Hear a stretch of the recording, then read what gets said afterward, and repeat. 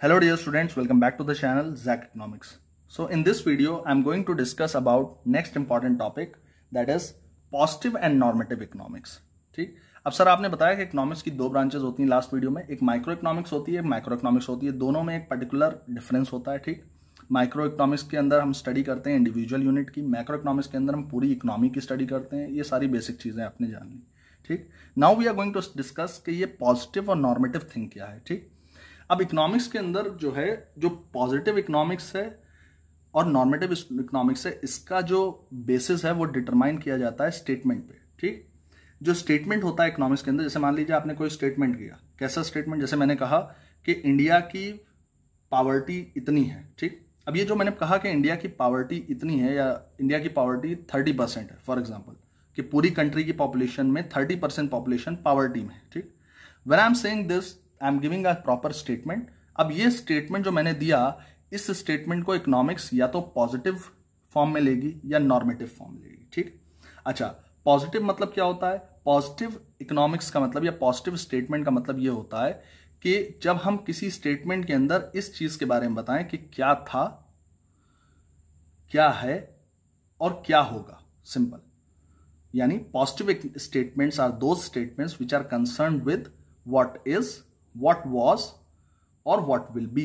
Simple, इस state of circumstance में, यानी अगर कोई भी बात इकोनॉमिक्स से रिलेटेड कही गई और ये कहा उसके अंदर इस बारे में डिस्कस हुआ कि क्या था, क्या है और क्या होगा, then we are considering this fact as a positive economics. Simple. ठीक, तो जो स्टेटमेंट बेसिस पे हम डिवाइड करते हैं, तो स्टेटमेंट या तो पॉजिटिव इकोनॉमिक्स का होगा, पॉजिटिव स्टेटमेंट जिसे हम कहते हैं, और या तो नॉर्मेटिव होगा. ठीक, अब ये क्या है, इसके बारे में हम लोग फटाफट डिफरेंशिएशन भी कर लेते हैं और मीनिंग भी समझ लेते हैं. तो पॉजिटिव इकोनॉमिक्स के बारे में और नॉर्मेटिव इकोनॉमिक्स, मैं यहां पे लिख दे रहा हूं economics.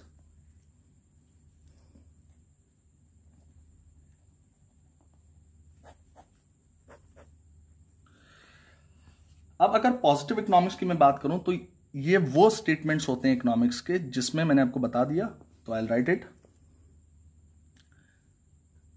These are those statements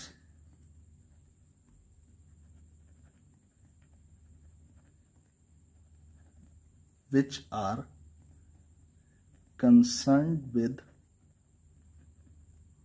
what is,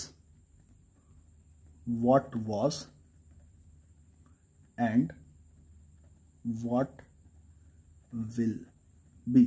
Simple. तो इन स्टेटमेंट्स के अंदर हम इसी चीज की स्टडी करते हैं. Sorry students, the battery is little low, that's why the flash is not working. Hope you understand this, but I am trying to make the video very clear, okay, for you people. Now normative economics क्या होती है? अब sir normative economics का मतलब क्या होता है, ये तो आपने बताया नहीं.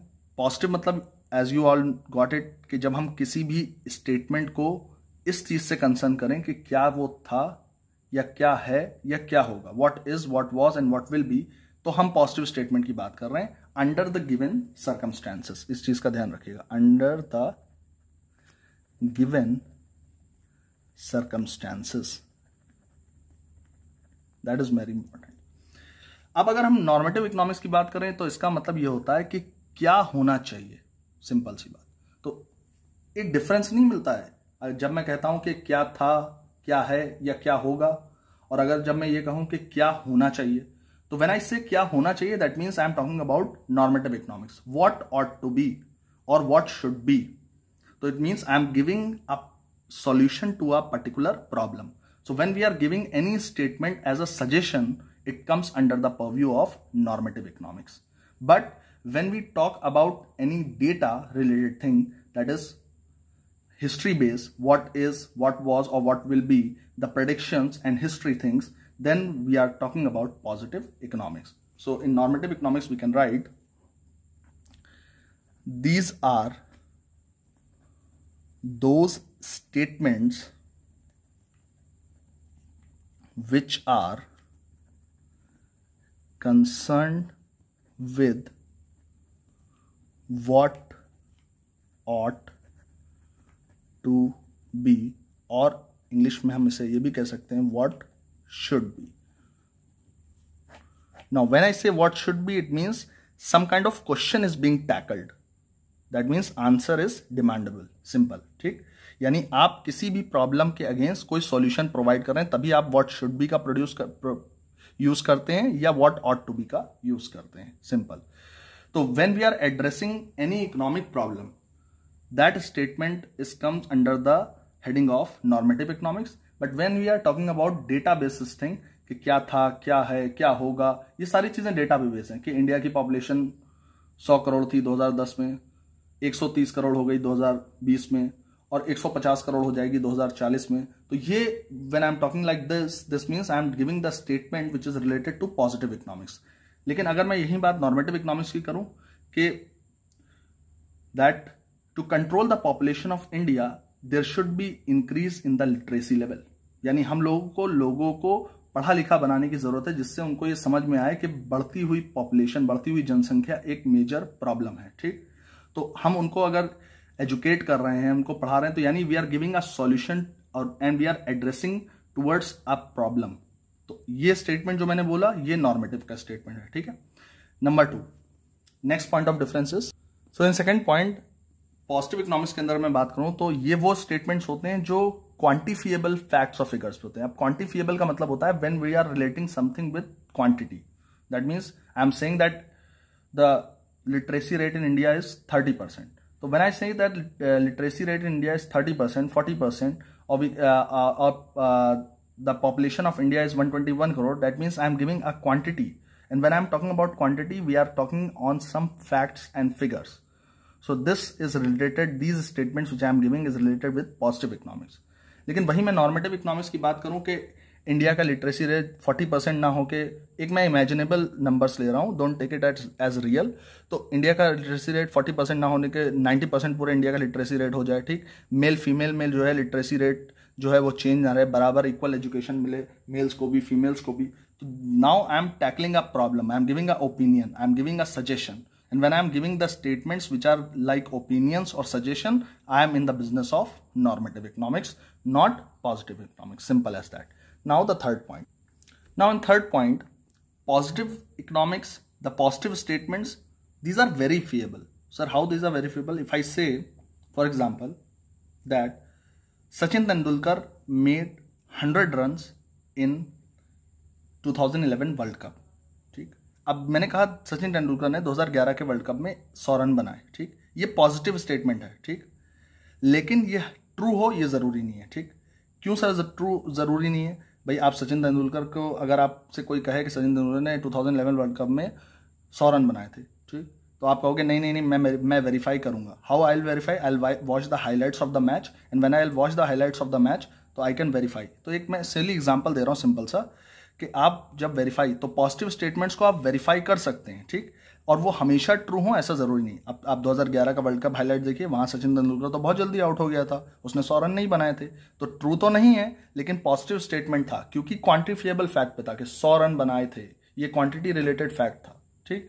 वेरीफिएबल आप कर सकते हैं कि वेरीफाई है कि नहीं है, वो रियल है कि नहीं है, इसको वेरीफाई आप बहुत ही ईजिली कर सकते हैं। जैसे मैं कहूँ चाइना की पॉपुलेशन इंडिया से ज्यादा है, ठीक, तो क्या ये बात सच है कि चाइना की पॉपुलेशन इंडिया से ज्यादा है? लेकिन मैं ये कह रहा हूं कि चाइना की पॉपुलेशन इंडिया से ज्यादा है according to census, this it is not verifiable, ठीक। तो वेरीफाई करने के लिए हम सेंसस से वेरीफाई तो कर सकते हैं, तो ये भी एक पॉजिटिव स्टेटमेंट है, लेकिन इसको वेरीफाई किया जा सकता है, ठीक। और हमेशा ये बात ट्रू हो ये जरूरी नहीं। क्या चाइना की पॉपुलेशन ज्यादा है इंडिया से? नहीं, इंडिया की पॉपुलेशन यस चाइना की पॉपुलेशन तो इंडिया से ज्यादा है, ठीक। लेकिन हम क्या कह रहे हैं, फॉर एग्जाम्पल, कि इंडिया की पॉपुलेशन चाइना से ज्यादा है। अब इस कंडीशन में ये वेरीफिएबल है क्योंकि हमारे पास डेटा अवेलेबल है, सिंपल, ठीक। तो हमेशा चीजें ट्रू हो ऐसा जरूरी नहीं, हमेशा चीजें फॉल्स हो ऐसा भी जरूरी नहीं है पॉजिटिव स्टेटमेंट्स के अंदर। वहीं मैं नॉर्मेटिव स्टेटमेंट की बात करूं तो नॉर्मेटिव, अब ओपिनियंस को आप जो है वो ट्रू और फॉल्स नहीं कर सकते, ठीक, ना ओपिनियंस को वेरीफाई कर सकते हैं आप, बल्कि ओपिनियंस जो है, जो सजेशंस हैं, these suggestions can be implemented. जैसे मान लीजिए कि ये सजेशन दिया गया कि आपको डेली स्कूल जो है वो 1 बजे छूटता है, तो मैंने कहा कि नहीं सर स्कूल 1 बजे नहीं छूटना चाहिए बल्कि 2 बजे छूटना चाहिए। This is my suggestion, my opinion, कि सर 2 बजे स्कूल छूटना चाहिए, मेरा ओपिनियन है, ठीक है। अब ये ओपिनियन ट्रू है या फॉल्स है, जब तक इंप्लीमेंट नहीं किया जाएगा 2 बजे छुट्टी करके, तब तक ये पता नहीं चल सकता, इसको वेरीफाई नहीं किया जा सकता। इसीलिए नॉर्मेटिव स्टेटमेंट्स को हम वेरीफाइबल नहीं कहते, और इनको ना हम ट्रू कह सकते हैं ना फॉल्स कह सकते हैं। जैसे अब बहुत लोग कहते हैं कि जो पेंशन है उसको स्टार्ट कर देना चाहिए, जो ओल्ड एज में पेंशन मिलती है, ठीक। अब किसी ने कहा कि नहीं, पेंशन जो है ओल्ड एज में नहीं देनी चाहिए, बल्कि वो पैसा जो है कहीं और प्रोडक्टिव वर्क में इस्तेमाल करना चाहिए, ठीक है। तो अब ये मेरा ओपिनियन है, इस ओपिनियन को आप इंप्लीमेंट करेंगे या नहीं करेंगे, इसको तभी वेरीफाई कर सकते हैं when you are going to implement it, simple. Okay, now next point. तो नेक्स्ट 4th पॉइंट में हम बताएंगे कि जो पॉजिटिव इकोनॉमिक्स है आपकी, जो पॉजिटिव स्टेटमेंट्स होते हैं, in this you are going to study an economic problem, ठीक। अब आप इकोनॉमिक प्रॉब्लम, जैसे मान लीजिए unemployment is a very big economic problem, ठीक, बेरोजगारी बहुत ज्यादा है। अब बेरोजगारी की स्टडी आप कैसे करेंगे? You will see the past data कि पिछले सालों में कितनी बेरोजगारी रही, प्रेजेंट, इस टाइम प्रेजेंट में कितनी बेरोजगारी है, and then you will predict the future. So now you are studying an economic problem. लेकिन वही बात मैं आपको नॉर्मेटिव स्टेटमेंट करूं तो how to solve the problem of unemployment. Now, when I say how to solve the problem, I'm asking about the solution. I'm asking about opinions regarding it, suggestions regarding it. This comes under the value judgment thing. ठीक? That means you are going to define a value for the problem. कि क्या reason है, कैसे ये problem tackle की जाए. तो I'm talking about normative statements. Okay? Simple. Now, last point. Now, 5th point we'll discuss about the examples of positive and normative economics. अब positive economics का example क्या है? जैसे मैं आपको एग्जांपल दूं, prices are continuously rising in India. Now you see the prices are going on a high pace in India. How you can say this is based on some facts, some figures, that what is the prices, what was the prices and what will be the prices. This I am predicting and it is a totally positive statement, ठीक। अब यही बात अगर मैं normative statement दूं economics में, तो then I will say कि India should take certain steps to control inflation. Inflation मतलब प्राइस राइज, सिंपल। तो जो प्राइस राइज हो रहा है इसको कंट्रोल करने के लिए इंडिया को कुछ स्टेप्स लेने चाहिए, ठीक है। तो जिसकी वजह से इंडिया में ये प्राइस राइज की प्रॉब्लम ना आए, चीजें सही रेट पर सेल हो, ठीक है। इसी तरीके से एक और एग्जांपल ले सकते हैं, poverty of India is increasing day by day. And now how I am saying the poverty of India is increasing, maybe I have taken the basis as census और something, some important data which is representing that poverty of India is increasing. लेकिन अगर मैं normative statement इसी के regarding दूं तो कैसे poverty की प्रॉब्लम को एलिवेट किया जाए, ठीक, कैसे कंट्रोल किया जाए, कैसे इसे जो है इरेडिकेट किया जाए पॉवर्टी को। तो उसके लिए अलग अलग पॉलिसीज, अलग अलग सजेशंस, अलग अलग opinions. Now I am talking about normative statements. So this is positive and normative economics difference as well as the definition. So I hope you have understood this. Any problem, please comment down, ask in the group.